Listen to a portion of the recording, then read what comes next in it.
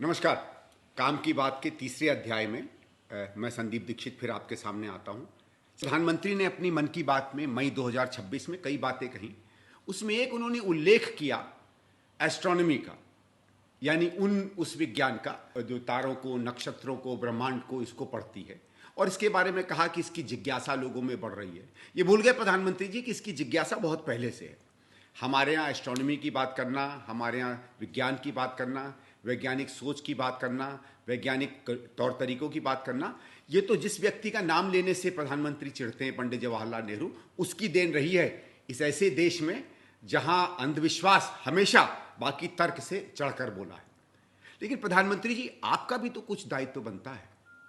आपकी पार्टी, आपके पार्टी के लोग, आपके राज्य की सरकारें जिस तरीके से विज्ञान को, वैज्ञानिक सोच को पूरी तरीके से दबाने के चक्कर में हर प्रयास कर रही है, उसका क्या है? आज जिसको हम अंग्रेजी में साइंटिफिक टेम्पर कहते हैं, वैज्ञानिक सोच कहते हैं, तर्क से जुड़ी हुई बातें कहते हैं, अपने विवेक से जुड़ी हुई बातें कहते हैं, अपने विश्वास, अपने अंधविश्वास को पीछे रखकर विज्ञान हमें क्या समझाता है उसकी तरफ, उसको सत्य मानकर आगे चलने की बातें करते हैं। उसमें तो आपने इस देश को पता नहीं सदियों पीछे कर दिया है। आज कोई सवाल उठाता है तो उस पर आप लोग हमला करते हैं, कोई वैज्ञानिक बात कहता है तो उस पर आप लोग हमला करते हैं। किसी भी तरह से वैज्ञानिक सोच की बात आती है तो धर्म का अमली जामला लेकर अब उस पर हमला करने लगते हैं। यह है क्या है भाई? तो एस्ट्रोनॉमी हमारे लोग क्या करेंगे देख के? 10-10 बार तारे देख के, या तारों का कौन सा किस तरीके से वो एक दूसरे के साथ व्यवहार करते हैं, इसको जान के एक समय के बाद हमारे बच्चे क्या करेंगे? क्या किया है आप लोगों ने और आपकी पार्टी ने? आपको शायद पता होगा कि तीन या चार बहुत महत्वपूर्ण व्यक्ति थे। एक व्यक्ति का नाम कालबुर्गी था, एक व्यक्ति का नाम दाभोल जी था, एक व्यक्ति का नाम पंसारे था। ये मध्य भारत में, महाराष्ट्र के इलाके में तर्क के बारे में बात करते थे, अंधविश्वास के खिलाफ बात करते थे। उनको तो आपकी ही पार्टी से जुड़े हुए तमाम संगठनों ने उनकी हत्या कर दी, और उनकी हत्या पर आज तक मैंने आपकी तरफ से तो कुछ नहीं सुना, या आपकी पार्टी के किसी व्यक्ति से तो कुछ नहीं सुना। जहां विज्ञान की बात आती है, विज्ञान के साथ खड़े हुए वो योद्धा जो समाज में विज्ञान की सोच को परस्पर बढ़ाते हैं, अंधविश्वास को पीछे रखते हैं, उनकी हत्या हो जाती है और आपको उस समय विज्ञान मरता हुआ नहीं दिखता है। आपके लोग उन तमाम लोगों के साथ जाके खड़े हो जाते हैं जो वैज्ञानिक सोच को पीछे रख के रोज अंधविश्वास को हजारों लाखों में बेचते हैं, और उनके साथ खड़े होके, उनसे तिलक लगवा के, उनका सादर सत्कार करके आपको कोई दिक्कत नहीं होती है।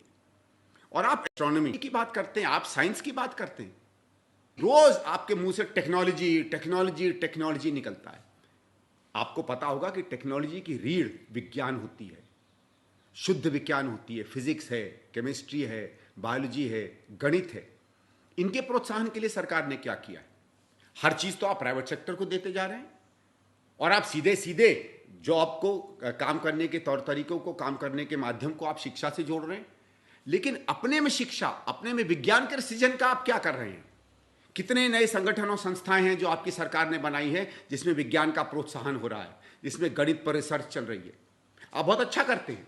पुरातत्व में, प्राचीन समय में हमारे पास तमाम वैज्ञानिक रहे हैं, बहुत अच्छे अच्छे गणित के जानने वाले रहे हैं। और बल्कि आर्यभट्ट का नाम तो आपने सुना होगा, जिसके नाम से हमारी पूरी सभ्यता गौरवान्वित होती है। उनके नाम पर तो एक सैटेलाइट इंदिरा जी ने रखी थी। उस परंपरा में छोटे मोटे आप भी उसके साथ लग जाते हैं। लेकिन आपने क्या किया है पिछले 10 साल में विज्ञान को बढ़ाने को? आपकी और आपकी पार्टी ने केवल अपनी राजनीति के लिए इस देश में अंधविश्वास को जिस तरीके से आप बढ़ावा दे रहे हैं, आप लोगों को केवल अंधा नहीं कर रहे हैं, आप इस देश को, इस देश के चरित्र को और इसके देश के भविष्य को अंधकार में डाल रहे हैं। अंधकार से विज्ञान और ज्ञान ही निकालता है, अंधविश्वास नहीं निकालता है। याद रखिएगा प्रधानमंत्री जी, विनम्रता से निवेदन करता हूं, वैज्ञानिक सोच को स्वीकार करिए, नहीं तो ये देश और अंधकार में डूब जाएगा। नमस्कार।